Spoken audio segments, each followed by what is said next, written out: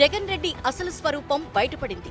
ప్రతిపక్షంలో ఉన్నప్పుడు తాము అధికారంలోకొస్తే కేంద్ర ప్రభుత్వంతో పోరాడి రాష్ట్రానికి ప్రత్యేక హోదా సాధిస్తామని జగన్ రెడ్డి హామీ ఇచ్చాడు. తీరా అధికారంలోకొచ్చాక నాలుక మడతేశాడు. కేంద్ర ప్రభుత్వం బలంగా ఉందని, తాము పోరాడినా ఫలితం ఉండదని ప్రజలకు ఊసరవెల్లి కథల్ని చెప్పడం ప్రారంభించాడు. ప్రత్యేక హోదా రావాలి కావాలి అని చెప్పి మనందరూ కూడా కోరుతా ఉన్నాం. మంచి మనసుతో చిత్తశుద్ధితో ప్రత్యేక హోదా కోసం మనం పోరాడదాం. దేవుడు దయతో రేపొద్దున ప్రత్యేక హోదా మనకు తెచ్చుకోగలిగితే మన రాష్ట్రంలో ప్రతి జిల్లా ఒక హైదరాబాద్ అవుతుందని చెప్పి మిమ్మల్ని అందరికీ కూడా మరొకసారి చెప్తా ఉన్నా. రాష్ట్రానికి సంబంధించిన అన్ని సమస్యల మీద ఆయన చెప్పడం, ఆయన సానుకూలంగా స్పందించాడని నేను అనుకుంటా ఉన్నాను. సానుకూలంగా ఆయన ఉన్నారని అనుకుంటా ఉన్నాను. కారణం ఏమిటి అంటే ఈరోజు ఇదే ఎన్డీఏ ప్రభుత్వం ఏ 250 స్థానాల్లో ఉంటే బహుశా ఈ పరిస్థితి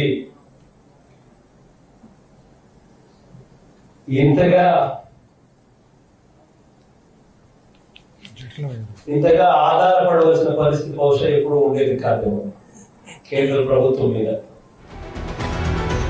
25కి 22 పార్లమెంటు స్థానాల్ని గెలిపించినా ప్రత్యేక హోదాపై జగన్ చేతులెత్తేశాడు.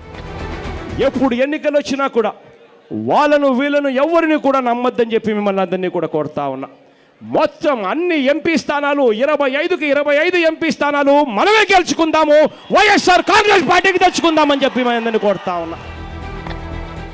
25కి 25 స్థానాలు గెలిపిస్తే ప్రత్యేక హోదా ఎందుకు రాదో చూద్దామని ఎన్నో బీరాలు పలికిన జగన్ ఇప్పుడు మోదీ ముందు చేతులు కట్టుకుని తన స్వార్థ ప్రయోజనాల కోసం రాష్ట్ర భవిష్యత్తును తాకట్టు పెట్టాడు.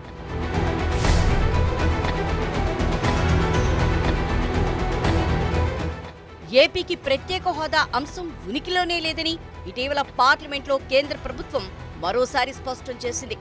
దీంతో ప్రత్యేక హోదా హామీని జగన్ ప్రభుత్వం గాలికొదిలేసిందని ప్రజలు మండిపడుతున్నారు.